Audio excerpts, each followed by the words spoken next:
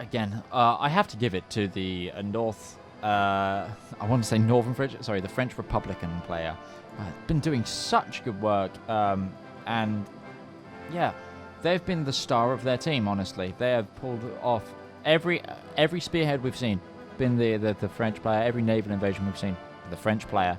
That early invasion of Egypt, been the French player. It's star of their team. Honestly, they can't deny. Like every gripe that we have against the Entente and our wishes to see them kickstart into some action. They have really been the star of the Entente show here. It's just, we're just... the reason as well, chat, don't get us wrong. It is a hard situation for the Entente, and we are, again, we've got that step back. We can see the situation, so of course we can give that more, why aren't you doing this perspective? But again, with data, there's that issue. But yeah, another reason I think... Personally, I think we've been a little bit harder on the Entente to get their gears going and get into the fight a lot more is because they're last year's winner, and you have that expectation from the people that have won a competition before to do well, when not necessarily. They could be just completely outplayed or outmatched this time around. Well, the reason I'm being harsh on them is because the Entente is a very safe area. Like, their own lands are not under threat, which means the entire onus on them is on offense, not defense. And they just haven't been playing the offensive game. Yeah. And their lack of... they started as the world's naval powers and been unable to actually use their navy to the highest efficiency. That's been the real thing. Every advantage that they could want, they've had. Like, it's not because of oil shortages like Third International's been dealing with. It's not naval shortages because all 5 players have a very solid navy. It's not needing to worry about their own defenses because they're all islands. Like, it's my response to the Entente right now.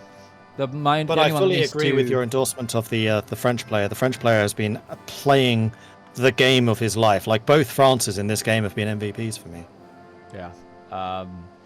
For their own faction.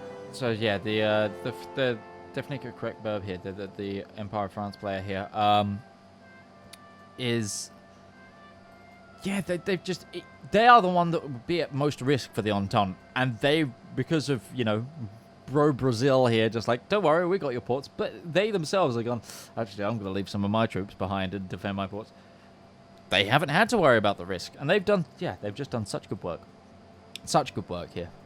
More surrounds here on Indian troops. And look at that air power, so Canada's bringing the game too.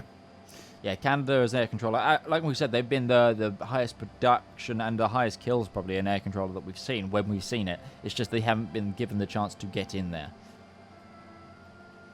Yep. They haven't had the offensive moves to seize the air bases, which brings them to the front line.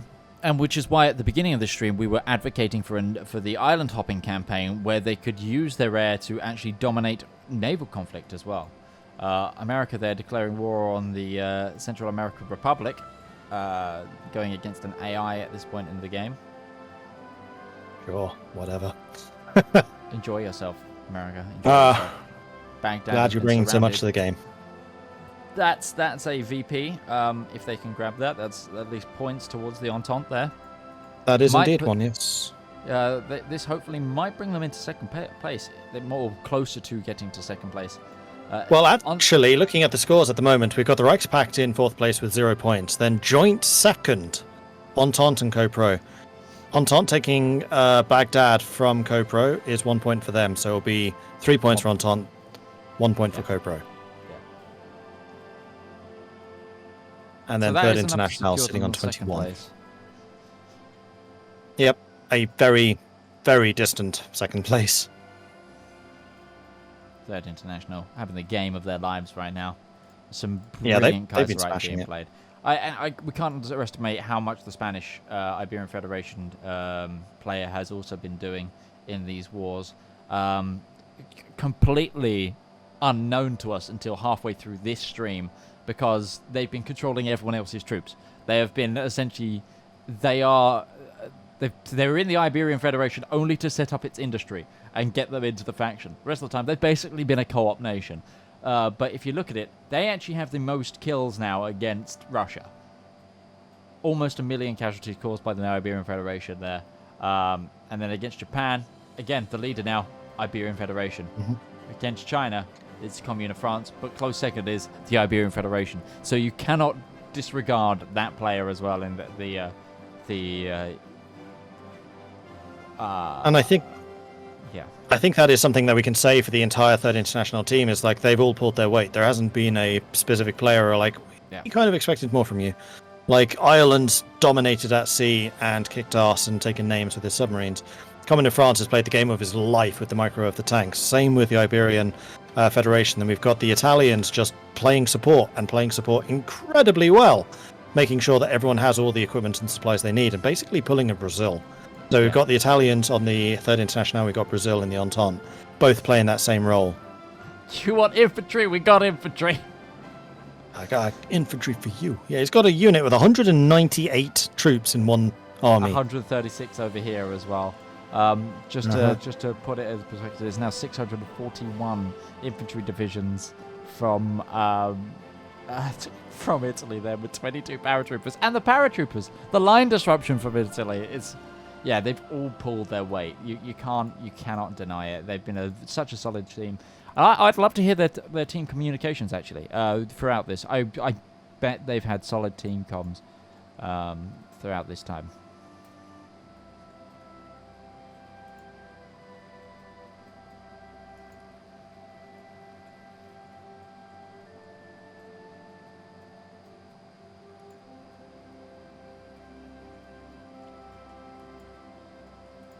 Entente might cut off the co-pro defenses in the Caucasus. Possibly, yeah, if they can strike across the top of Iran there. Yeah, just get via to Tabriz. And yes, they could. They've got to get the port of Baku, though. Oh, no, there's no port here. There's an airbase. Yeah, they could then. Massively. Where is the nearest port on this? There isn't one. It's an inland sea. I thought you could still... There are no ports on inland seas, in case the AI starts building ships there. Oh. Is that game changed? I can't remember. Okay. But yes, no. I mean, there should be, because... Which sea is that? That's the... It's the dead? Caspian? Caspian. Because I think there were naval units on the Caspian. Well, the there was Caspian definitely open supply routes into across is the thing. Black Sea? Is there a river that connects? Or a canal? I feel like there must be. I know so little about the geography of that region, I don't know. You can get blooming close. Yeah, there's got to be a canal connecting that just south of Stavropol. Maybe in the modern day. Yeah, maybe. That's true. I mean, by this stage, Suez and Panama had already been built, although those are... Well, no, because it's actually, and this is something that kind of blew my mind, it is possible to sail from the English Channel down to the Mediterranean through France. Really? What, yes. through rivers? Yes, rivers and canals. You can enter France via, like, the Seine and then exit out of Marseille into the Mediterranean, something like that. That's amazing. Yeah, it's something you just don't expect. It just blows your mind. I bet that'd be a really lovely riverboat journey. Yeah, apparently it is. My dad's done it. Oh wow, yeah, I can understand that. I can understand being very nice. Because he used to own a boat and he used to go sailing in the Mediterranean and then bring it back home to Britain. It's like, you go all the way around Spain. It's like, no, it's out through France. I think that's an actual Indian-produced heavy tank division. Sorry, I want to go see this. Really? They've given up on the Russian heavy tanks. Yeah, it's an Indian-produced, just called Tank. The template is called Tank. All small case, Tank. Where is Tank? Be at the bottom. There it is. Oh, it's Tonk. Tonk. It's little Tonk. It's called Tonk. Combat width 25. That's a strange number, but sure. Probably trying to build it up to... Wait, how is it 25? I'm guessing India has, like we mentioned before, Kaiserreich has some things that decrease combat width of certain divisions. True. So I'm guessing that would become a 40 width if it was every single Thing division filled, was, yeah. was filled. Man, that's a terrifying template. Although those heavy tanks, that looks suspiciously like a T1 model.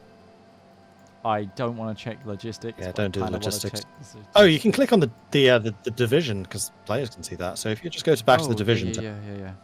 If it's not been encircled yet. Where was it? It was up here. It's close to.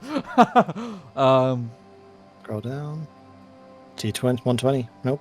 They are tier 3s. I think it's just the unit model you used by... yeah.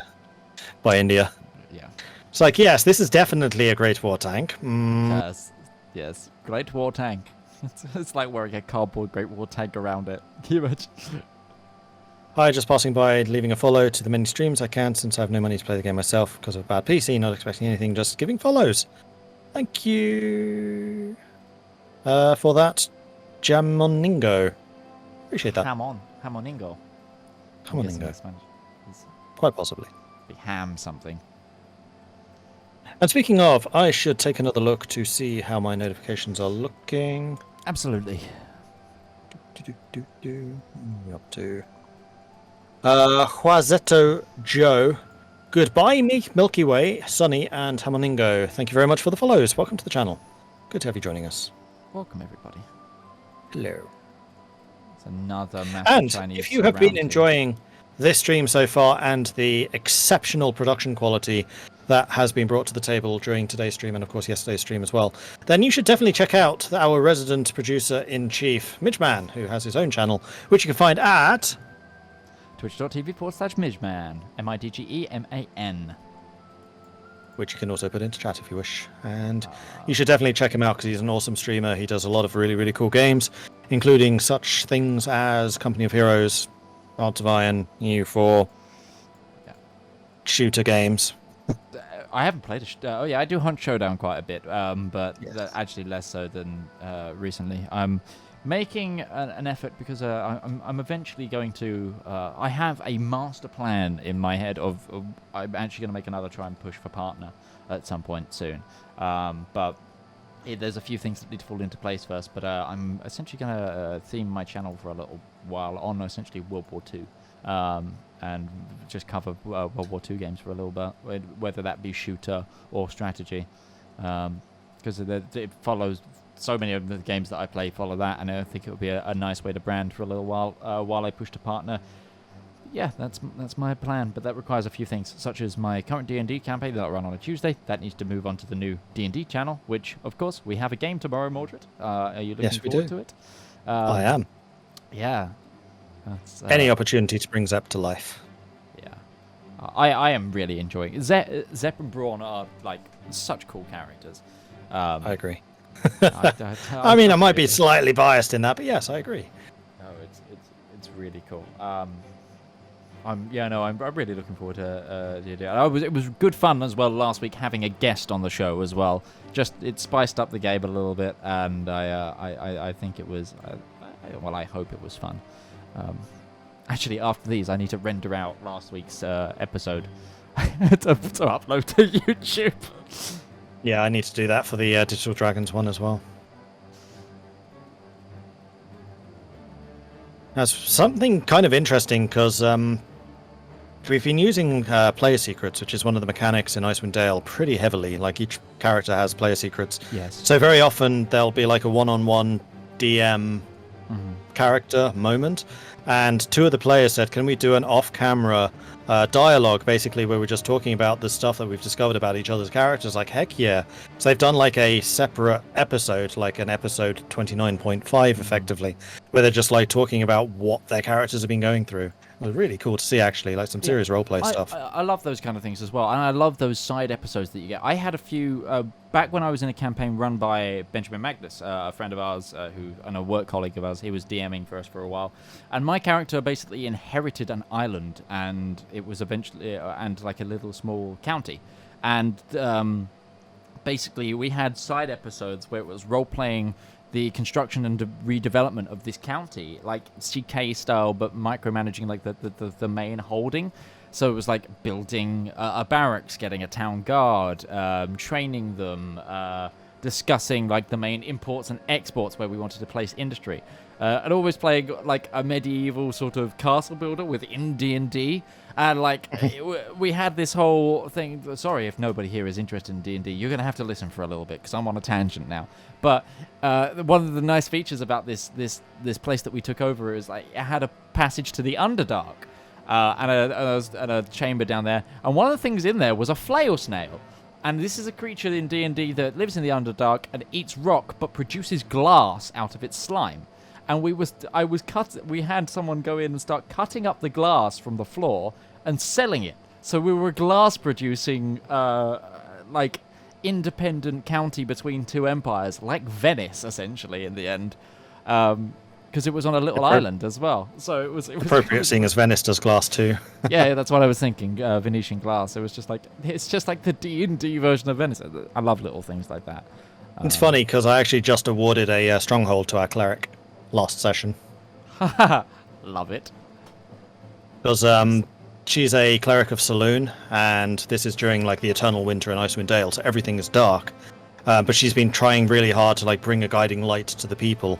And there was a abandoned chapel to Tempus, and she basically took over it. One of her converts was brought in as the new priestess for this temple. And I said, well, you've set this place up. You started rebuilding it all. That's a stronghold. Congrats. Yeah. Here's an interesting poll.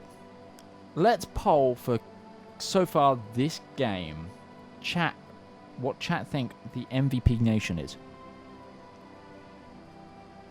Well, we'll have to get some feedback on what that is, because we need to refine it down to 5. Oh, absolutely. So give me the countries that you think you've been most impressed by, and then I'll basically do a read from those answers and make it into a top 5, and then we can have a vote on those. Yeah, absolutely. I think that's a really good idea. So the options are Ireland, Union of Britain, Commune of France,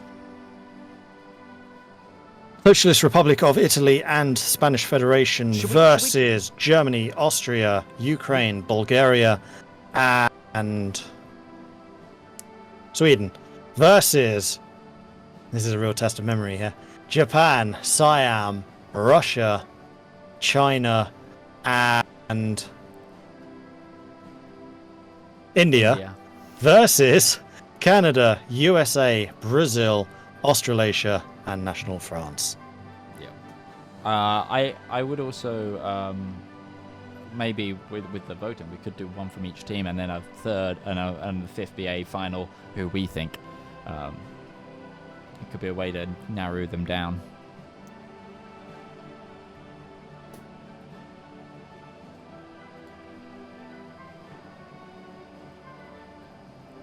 So once those start dribbling in, we shall be able to put that poll up and see who's basically stream favorite so far.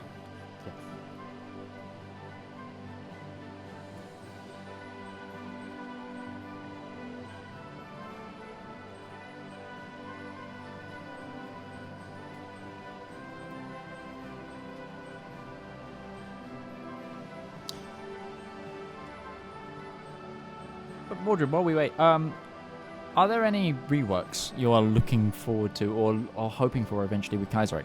Is there any nation that you want to see get a little bit more love? I mean, not necessarily for Kaiserreich, but Italy went. Huh. I could see you die inside a little bit there. Oh, you're not going to see what I just did there for a little while because you physically can't see me, but yeah. I still need to get that on a t-shirt. I need to get that on a t-shirt. You really do. 100% you do. Oh, we haven't done a catch-up on the Somalia-Ethiopia conflict. That's right. That's true, we haven't. All right, so the names are coming in. France. You need to define which France. Yeah, which France? Which France, There's guys? There's 2 of them. Both Frances. Okay, that's an answer. That's true. Germany, Commune of. Okay. France. Yeah, both Frances have had fantastic games, to be fair to them. And I have in my head who I think my top 5 would be. Go on. I'll hear them. So I think Commune of France, Iberian Federation, Republic of France, Ireland, and then Germany from the Reichspakt earlier. Grisha did put up a good job. Grisha put up a hell of a fight. It's true. Somalia. So, Commune of France. We've got Nationalist France. Just because they start the game called Nationalist France. I know they're Republic of France now.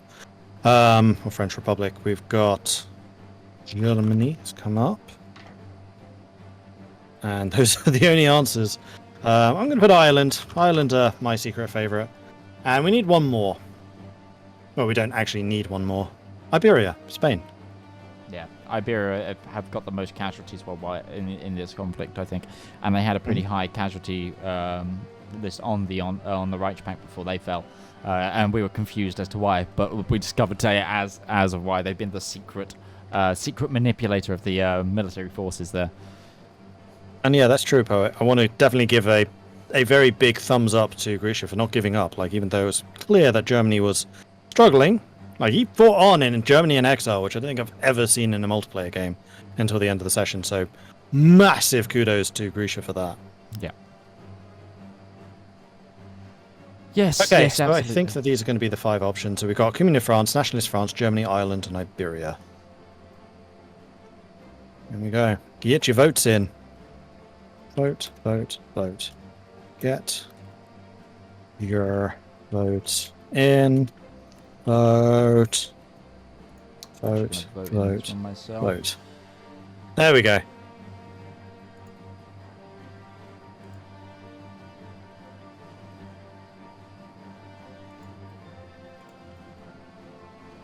Brilliant.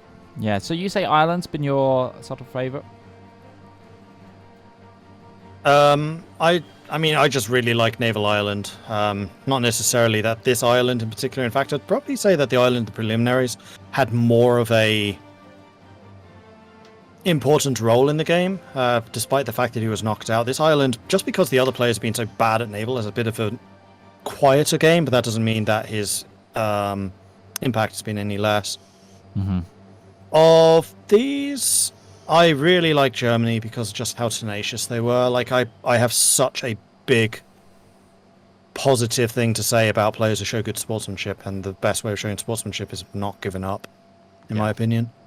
Iberia has been, like, low-key. Like, it's been kind of difficult to see what impact Iberia has had until you see the casualties, which thankfully shows you the controller of the units getting the kills, not necessarily the nationality of the units. And then the 2 Frances. Like, the 2 Frances, I would say, just a head above everyone else in just their impact. Nationalist France are not giving up. Kind of similar to Germany, but having had more of an impact for more of the game. And then Commune of France has just had the game of their life. Commune of France has just outplayed everyone. Mm-hmm. They're on a different level. Yeah, they really have. And it did look rough for them on day one. There was a good chance that the Reichspakt overran them. And that was before the Iberian Federation were in the Syndicalist faction. And when the Iberian Federation joined on in and the Co-Pro started pressuring the Reichspakt, those two working in tandem, they've been so good at working in tandem to clean up and refight for the right to be probably at this point today's victors. It's gonna be very hard for the International to lose this now. Oh yeah, for sure. Yeah, I would say that that's entirely worthy. So in 5th place, I can't really say last place because these are still the top 5 nations of the 20 that we've been watching for this weekend. But in 5th place, we have Germany. In 4th place, we have Nationalist France. In 3rd place, we have Ireland. Mm-hmm. And then there is a very, very, very close contention between the top 2 with just 1% dividing them. And in 2nd place, we have Iberia, which means the Commune of France is the stream's choice for top nation of this multiplayer. The tag team there, the duo of Iberia and Commune of France there, showing their true sort and being the fan favorites, because those two working in tandem have been fantastic. They've put on a show for everyone to enjoy, and they have played the game of their lives, honestly. Absolutely. So yeah, Comune of France is definitely the one that gets the double thumbs up from us.